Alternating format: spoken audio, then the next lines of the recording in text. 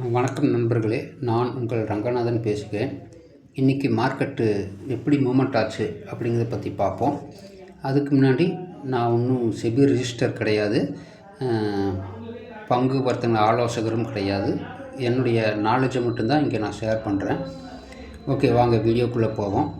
நேற்று நான் நம்ம குரூப்லேயே பதிவிட்டிருந்தேன்.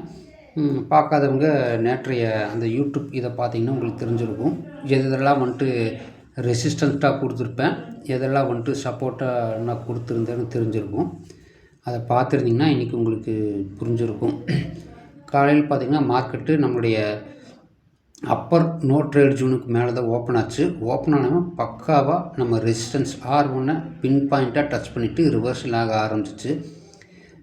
ரிவர்ஸில் ஆக ஆரம்பித்தவன் நம்ம அப்பர் நோ ட்ரேட் ஜோன் மட்டும் கிடையாது, அது ஒரு ஸ்ட்ராங் ரெசிஸ்டன்ஸ் லைன் 25,984 அப்படிங்கிறது ஒரு ஸ்ட்ராங் ரெசிஸ்டன்ஸ் லைனை நான் கொடுத்துருந்தேன்.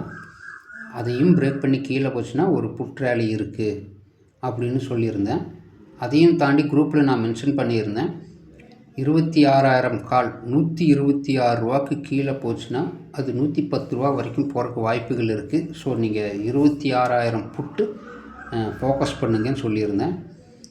யாரெல்லாம் எக்ஸாக்டாக நம்மளுடைய அப்பர் ட்ராப் ஒன்று பிரேக் பண்ணும்போது புட் சைடு போயிருந்தீங்களோ அவங்களுக்கெல்லாம் ஒரு நல்ல ப்ராஃபிட் கிடச்சிருக்கும்.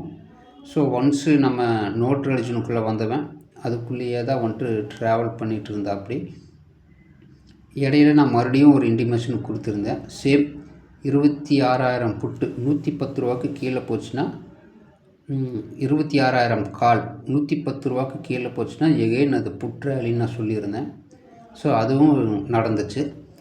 ஸோ கரெக்டாக பார்த்திங்கன்னா நம்மளுடைய லோயர் ட்ராப் ஜோன் அங்கே வந்துட்டு பிரேக் ஆனவன் அதுக்கு கீழே போக முடியல. பின் பாயிண்ட்டாக லோயர் சப்போர்ட் ஸ்ட்ராங் சப்போர்ட் 25,900 பின் பாயிண்ட்டாக அங்கே டச் பண்ணிவிட்டு மார்க்கெட் ரிவர்ஸில் ஆக ஆரம்பிச்சிச்சு. அப்போ நான் சொல்லியிருந்தேன் சேம் ஸ்ட்ரைக் ப்ரைஸ் 26,000 கால் 95 ரூபா இருக்கும், அப்போ நீங்கள் பை பண்ணுங்கள், அது 110 ரூபா வரைக்கும் போகிறக்கு வாய்ப்புகள் இருக்குது அப்படின்னு சொல்லியிருந்தேன். எக்ஸாக்டாக அது நடந்துச்சு. ஸோ இன்றைக்கி ஒரு 3 ட்ரேடு நல்லபடியாக நடந்துச்சு. ஸோ மார்க்கெட் பார்த்திங்கன்னா இன்றைக்கி 25,945 க்ளோஸ் வச்சுருக்கு. ஸோ நாளைக்கான மார்க்கெட் என்னங்கிறத நாம் இப்போ பார்ப்போம். ஸோ இதெல்லாம் தான் வந்துட்டு நாளைக்கான ரெசிஸ்டன்ஸ் அண்ட் சப்போர்ட். 25,899லேருந்து 25,991 மார்க்கெட் ஓப்பன் ஆச்சுன்னா எந்த ட்ரேடும் பண்ணாதீங்க.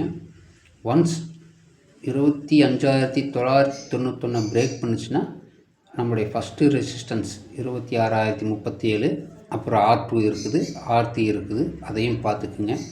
மேபி கீழே பிரேக் ஆச்சுன்னா நம்மளுடைய ஃபஸ்ட்டு சப்போர்ட் 25,850, அப்புறம் S2 இருக்குது, S3 இருக்குது. ஸோ இதெல்லாம் பார்த்துக்குங்க. இதை ஃபாலோ பண்ணுங்கள். உங்களுடைய அனாலிசிஸும் யூஸ் பண்ணி ட்ரேட் பண்ணுங்கள். நல்லதே நடக்கும். நன்றி, வணக்கம்.